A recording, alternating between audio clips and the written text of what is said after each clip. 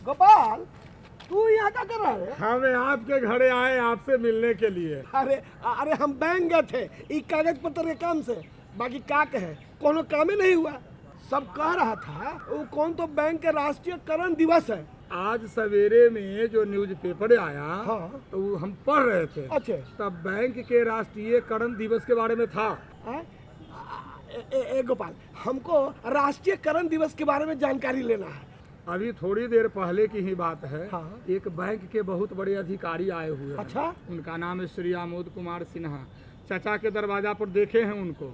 कहिए तो उनको लेकर के हम गार्डन में बैठते हैं, आप आइए। और हाँ ठीक है, तू चलो और उनको रोक के रखो, हम तुरंत घर से कागज पत्र रख के आ रहे हैं। तो जल्दी में आइए। अरे बस आइए रहे, हम उनको रोक रहे हैं। हाँ ठीक है जा। वो हमारे एक मित्र हैं रवि भाई, वो यही बैंक के बारे में जानकारी लेना चाहते थे। उनको बोले हैं अभी आने के लिए जी। बस वो आ ही रहे होंगे जी। अरे प्रणाम सर, प्रणाम। बैठिए रहे भैया। अरे रे आपको बड़ा स्वागत है हमारा गांव में कि आप यहाँ पर आए और हमको बैंक के बारे में जानकारी देना चाह रहे हैं। इनसे मिलिए। ये है सर श्री आमोद कुमार सिंह। अच्छा। और सहायक महाप्रबंधक रह चुके हैं सेंट्रल बैंक ऑफ इंडिया के। अच्छा। तो जो बैंक का सारा समस्या है बिल्कुल बताइए देंगे हमको। एकदम आपको जो कुछ भी पूछ रहा है भैया आप इनसे पूछिए, बताइए। सर, आज हम बैंक गए थे, तो जब बैंक गए तो अपना खाता को क्या कहता अप टू डेट कराने गए थे। बस उसी में हमको पता चला कि 19 तारीख को राष्ट्रीयकरण बैंकों का मैंने कोई राष्ट्रीयकरण दिवस भी होता है। तो वो हमको बताइए ना पहले कि राष्ट्रीयकरण दिवस है क्या। आज हम भी पेपर में पढ़ रहे थे, आज अखबार में दिए हुए भी। हाँ, जी सब बताइए यार। आप लोगों ने मुझे अपने गांव में बुलाया बैंकिंग से संबंधित जानकारी देने के लिए जी। इसके लिए आप लोगों को मैं धन्यवाद देता हूं। और आपको बैंकिंग से संबंधित पूरी जानकारी मैं दूंगा। मैं ये भी बताऊंगा आपको कि बैंक राष्ट्रीयकरण दिवस क्यों मनाते हैं जी। और क्या हुआ था आज के दिन जी। तो मैं सबसे पहले आपको ये बताऊं कि आज ही के दिन 19 जुलाई 1969 को 14 बड़े बैंकों का भारत सरकार ने राष्ट्रीयकरण कर दिया था। अच्छा, अपने देश भर के 14 बड़े बैंक, देश भर के 14 बड़े बैंकों का राष्ट्रीयकरण हुआ था आज के दिन। उसके पहले सभी बैंक निजी क्षेत्र में थे, जिसे प्राइवेट कहते हैं हम लोग। सभी प्राइवेट बैंक थे जी। तो ये एक बहुत बड़ा फैसला था भारत सरकार का और इस फैसले के काफ़ी दूरगामी परिणाम भी हुए। इसलिए उस दिवस को हम लोग हर साल मनाते हैं बैंक राष्ट्रीयकरण दिवस के रूप में। तो उस पर क्या फायदा मैंने हुआ कि वो क्या मैंने निजी था तो ये राष्ट्रीयकरण हो गया, तो उसमें क्या फायदा हुआ? हाँ, मैं आपको बताऊंगा इसके बारे में। वो ऐसा था कि पहले जो बैंक थे वहाँ तक आम आदमी की पहुँच नहीं होती थी जी, और जी। आम आदमी जो था विशेष करके देहात का आदमी, वो आदमी गांव में ही अपने घर में ही अब बहुत कम हो गया है। आप लोग गांव में हैं, देखते होंगे अभी गांव में अधिकांश लोगों का बैंक में खाता हो गया है जी। हाँ सर। हाँ। और खाता ही नहीं, उनको बैंक से अनेक प्रकार की सुविधाएं मिल रही हैं। पहले तो कोई जाता भी नहीं था। पहले कोई जाता भी नहीं था और पहले यही धारणा भी थी आम जन के मानस पटल पर कि बैंक जो हैं ये बड़े व्यवसायिक घरानों को ही सिर्फ ऋण देते हैं, या कोई भी फायदा की बात होती है तो बैंक सिर्फ बड़े बड़े बिजनेसमैन के लिए है। अच्छा। छोटे आदमी के लिए बैंक नहीं है जी। तो भारत सरकार को ये महसूस हुआ कि जब तक बैंकों से हम आम आदमी को नहीं जोड़ेंगे, जब तक आम आदमी को बैंक की मुख्य धारा में नहीं लाएंगे, तब तक देश की अर्थव्यवस्था जो है वो सुदृढ़ नहीं होगी, मजबूत नहीं होगी जी। तो इसी उद्देश्य से सरकार ने राष्ट्रीयकरण किया 14 बड़े बैंकों का। यानी 14 बैंक जो है एक साथ हो गया। जी जी, बार बार। वो सरकारी हो गए। पहले सरकार का उसमें शेयर या सरकार का हिस्सा नहीं था, अच्छा अच्छा। लेकिन उनका राष्ट्रीयकरण करके सरकार ने 100% हिस्सेदारी उसमें खरीद ली अपने अच्छा नाम सर, से। ये 14 जो बैंक, बड़े बैंक जो थे, क्या वो 14 बैंकों का नाम जान सकते हैं? देखिए, बहुत से तो इसमें थे, मैं आपको कुछ बैंकों के नाम बता देता हूँ। जैसे सेंट्रल बैंक ऑफ इंडिया, अच्छा जी, है ना, आपका बैंक ऑफ इंडिया, जी, यूको बैंक, अच्छा यूनियन बैंक ऑफ इंडिया, जी जी आपका बैंक ऑफ बड़ौदा, जी, देना बैंक, अच्छा। और अरे सर, वो हमारा खाता तो स्टेट बैंक में है। स्टेट बैंक ऑफ इंडिया हाँ, है कि नहीं सर? मैं आपको स्टेट बैंक के बारे में एक बात बता दूं जो जी, जी। शायद हमारे दर्शकों को भी जाननी चाहिए। हाँ। जी, स्टेट बैंक ऑफ इंडिया में पहले भी हाँ। भारत सरकार की हिस्सेदारी थी, ओ। इसलिए स्टेट बैंक ऑफ इंडिया वो 14 जो राष्ट्रीयकृत बैंक उस दिन किए गए, हाँ। 19 जी, जी। जुलाई 1969 69 को, को। उसमें शामिल नहीं था। अच्छा अच्छा अच्छा। तो स्टेट बैंक वो तो ऑफ पहले ही से सरकार के साथ। पहले से ही सरकार के साथ, और उसमें अधिकांश हिस्सेदारी जो थी वो रिजर्व बैंक ऑफ इंडिया की थी। अच्छा अच्छा। RBI। जी, रिजर्व बैंक ऑफ इंडिया की। तो हाँ। तो क्या था कि ये 14 बैंक में स्टेट बैंक ऑफ इंडिया नहीं था, अच्छा। और स्टेट बैंक ऑफ इंडिया को स्टेट बैंक एक्ट करके एक कानून था हाँ। 1955 का, उसके तहत स्थापित किया गया था। अच्छा। उसको भी स्थापित किया था भारत सरकार ने ही, जी।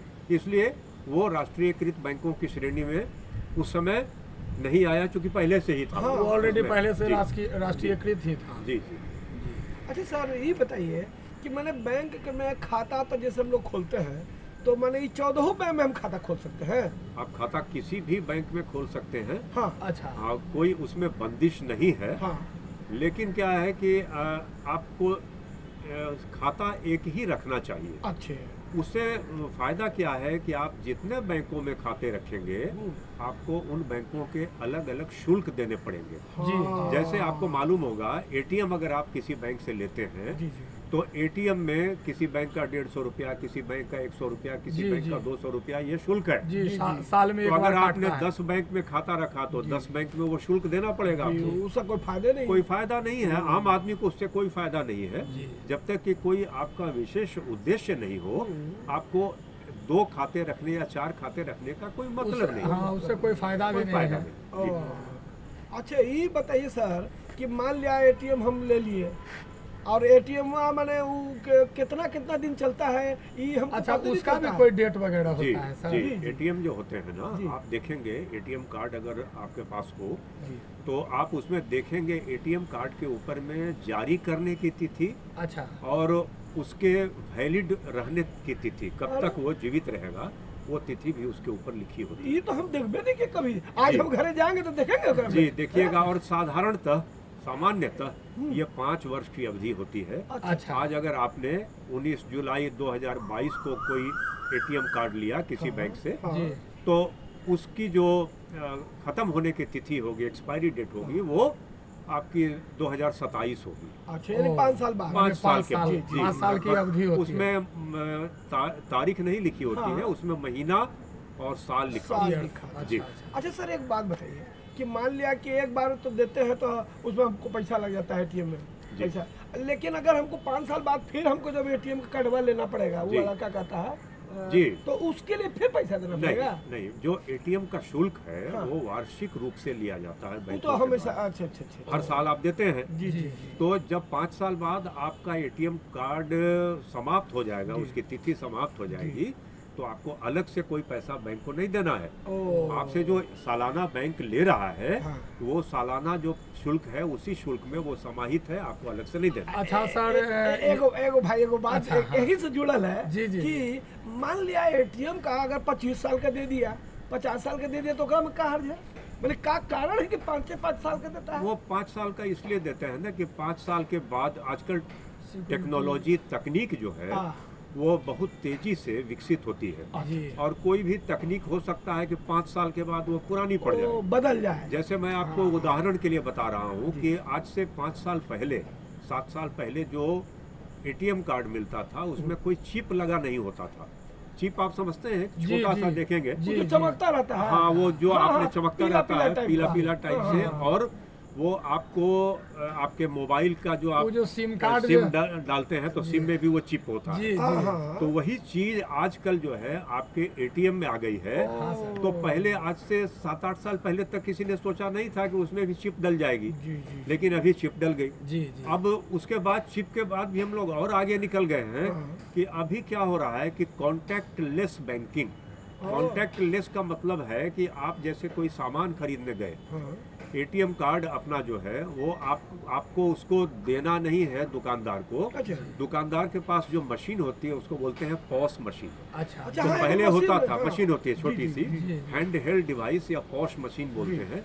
तो पहले उसमें क्या करते थे कि एटीएम कार्ड को अंदर डालते थे, अच्छा डालने के बाद उसकी मशीन वो रीडिंग करता था और उसके बाद फिर वो पैसा जब आपका कट जाता था तो उसको निकाल लेते थे। जी जी अब जो है मशीन में कार्ड डालने की भी जरूरत नहीं है आपको। हाँ जी आप मशीन को दूर से ही ऊपर से खाली सिर्फ कार्ड अपना दिखा दीजिए, मशीन को दिखा दे बस मशीन को अच्छा। दिखा दीजिए, वो उसी से वो पढ़ लेगा ये तो नई और तकनीक आपको है। अंदर उसमें कार्ड डालने की भी जरूरत नहीं है। वाह रे वाह अभी यहाँ तक टेक्नोलॉजी आगे आ गई है कि आपकी जेब में अगर एटीएम कार्ड पड़ा है हाँ। तो जेब में ही पड़ा रहने दीजिए, जेब में पड़ा जेब में ही पड़ा रहने दीजिए। आप एटीएम के पास जाइए हाँ। और एटीएम को बोलिए कि हमको कॉन्टैक्टलेस बैंकिंग करना है। अरे रे उसमें आएगा, ऑप्शन आएगा, हाँ आप उसको बताइए, वो समझ जाएगा। आपसे वो कुछ पूछेगा, आप हाँ। सिर्फ डाल दीजिए।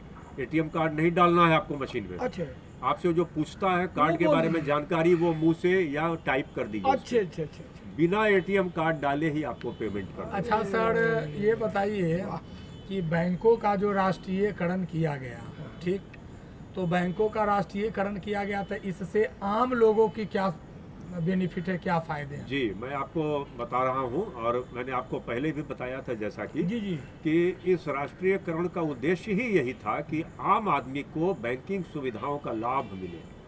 तो आम आदमी को कैसे मिला लाभ, मैं आपको बताऊं कि बैंकिंग को जब राष्ट्रीयकृत कर दिया गया तो बैंकों के जो अपने कस्टमर का या ग्राहक का जो उनका आधार था, अच्छा जो सिर्फ बड़े बड़े बिजनेसमैन थे, जी, जी। वो तो अपनी जगह पर थे, आम लोग उनसे जुड़ने लगे।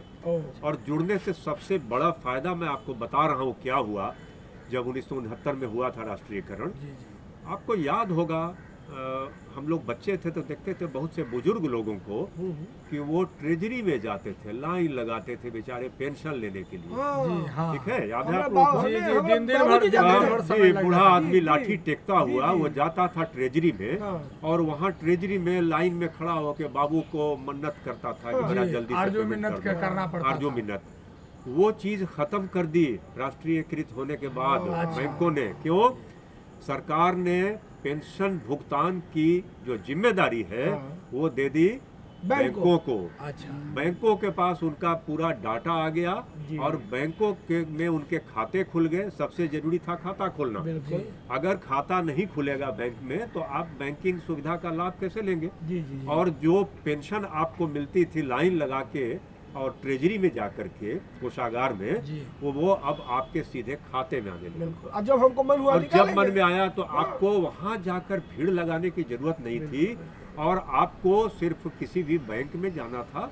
उस समय एटीएम नहीं निकला था, जी, जी। तो बैंक में ही जाके पैसा लेना पड़ता था। लेकिन होता क्या था कि उसमें भ्रष्टाचार का जो कोई स्कोप था अगर, तो वो खत्म कर दिया। बिल्कुल। सीधे खाते में जब पैसा आ जाता है, जी आज आप देखते होंगे खातों में जो है वो किसी भी प्रकार का सरकारी अनुदान है हाँ। या सामाजिक सुरक्षा के अनेक जी सर जी सर पेंशन वाले सरकारी- कार्यक्रम चल रहे या अब हैं। डायरेक्ट अकाउंट में आ रहा है सर। डायरेक्ट सीधे अकाउंट में आ रहा है। सरकारी इसको योजनाओं बोलते का लाभ हैं, इसका एक छोटा सा नाम भी है, डायरेक्ट बेनिफिट ट्रांसफर, या शॉर्ट में कहते हैं इसको DBT। डीबीटी। जी जी जी तो डीबीटी मैं आपको बता रहा हूँ कि आगे क्या हुआ। तो उस समय क्या हुआ, बैंकों में जब आम आदमी का खाता खुलने लगा तो आम आदमी को बैंकों से सहूलियतें मिलने लगी।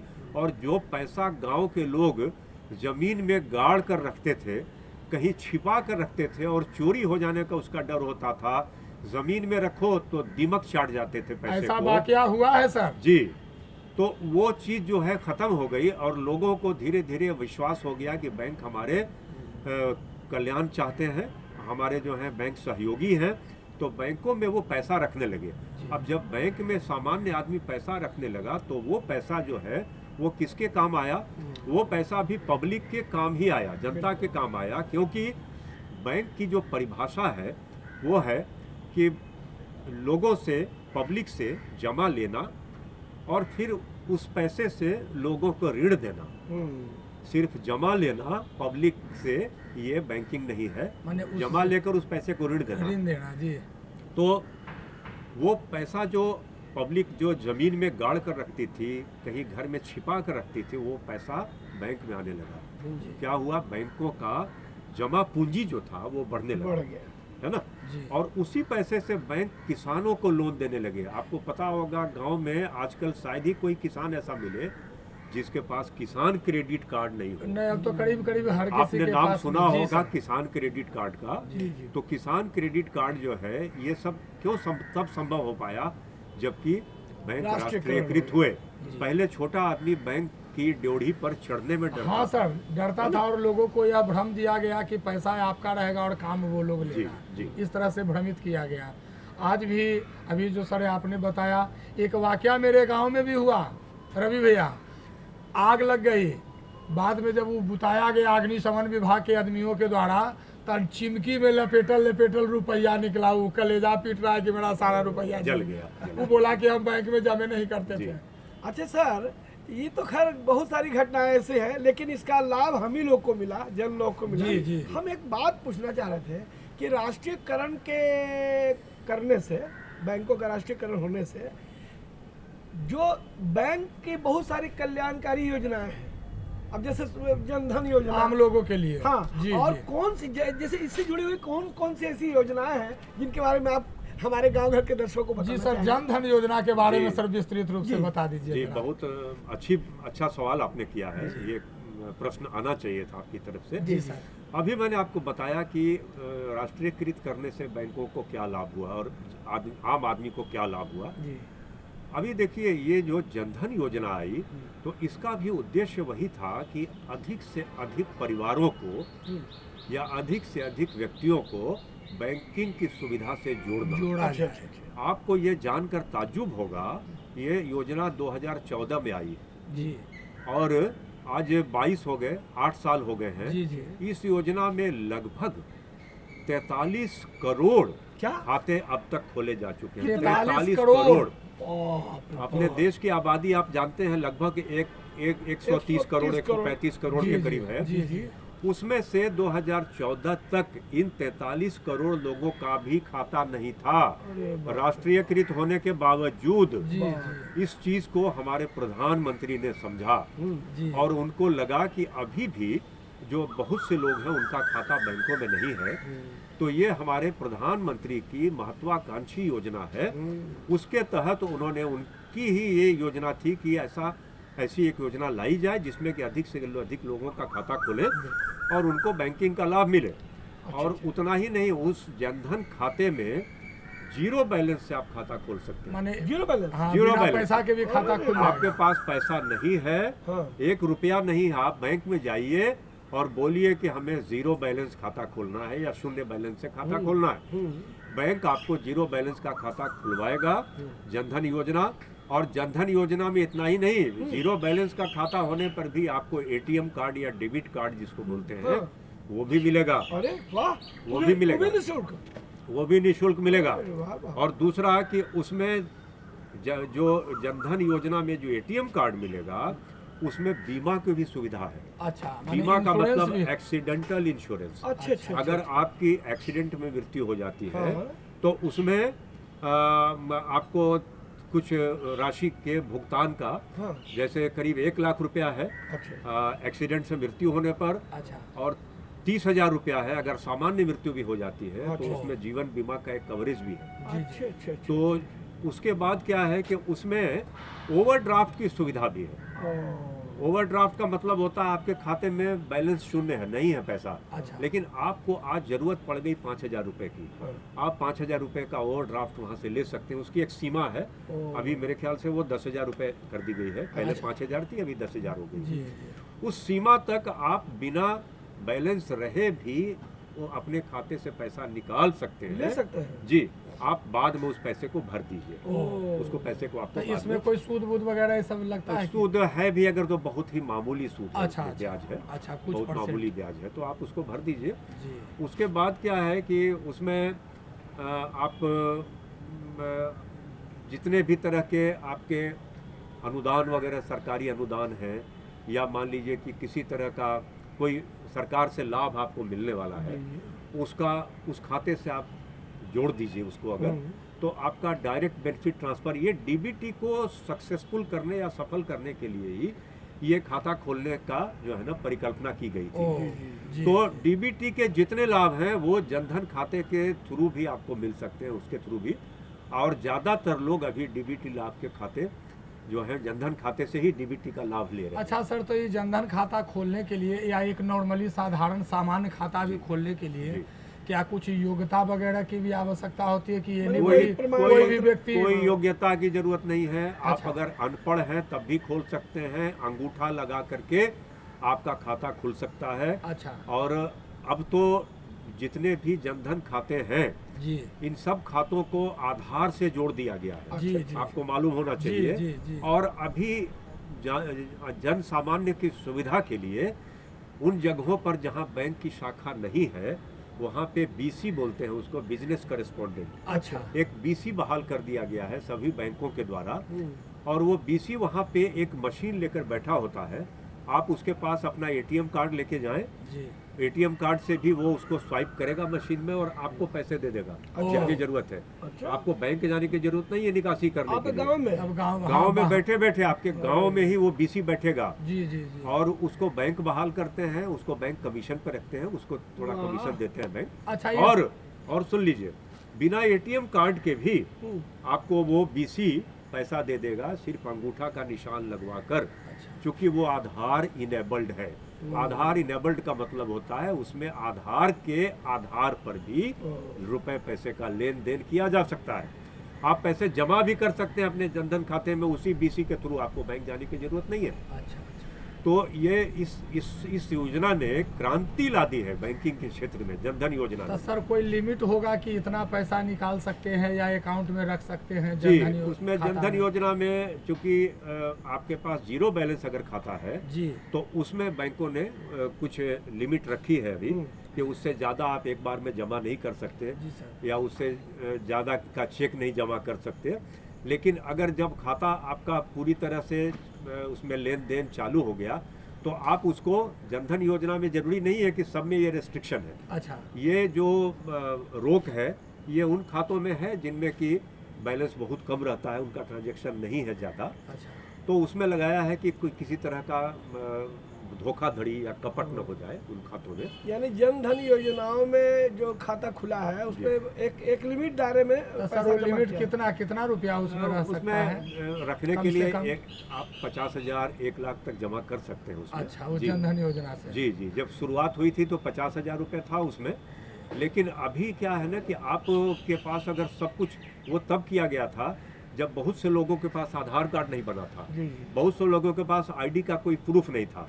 लेकिन अभी अगर आप पूरा आईडी प्रूफ दे करके वो खाता खुलवाते हैं, आईडी प्रूफ का मतलब हो गया आधार और पैन, अच्छा, ये दोनों चीज अगर आप देते हैं, आधार पैन के अलावा आपका वोटर आई कार्ड भी आईडी प्रूफ है, एड्रेस प्रूफ भी मानते हैं जी उसको जी लोग। जी जी लेकिन आपने अगर बैंकिंग की सारी प्रक्रिया पूरी करके वो खाता खुलवाया है तो आपको कोई रेस्ट्रिक्शन उसमें नहीं है, आप कितना भी पैसा जमा कर सकते हैं, निकाल सकते हैं। अच्छा सर, एक दिमाग में बात है कि मान लिया हम खाता खुलवा लिए, है भी हमारा जी। खाता है भी, जी, तो बैंक से हम का लाभ ले सकते हैं, ये थोड़ा सा हमको हम बताइए। आपको बता देते हैं, बैंक आपको जीने से लेके मरने तक, अरे खाता मरने धारक तक को। खाता धारक को इतने लाभ देता है हाँ। आप उसकी कल्पना नहीं कर सकते। सारे बैंक? आप सारे बैंक, आपने सुना होगा ये सरकार की जितनी भी योजनाएं हैं हाँ।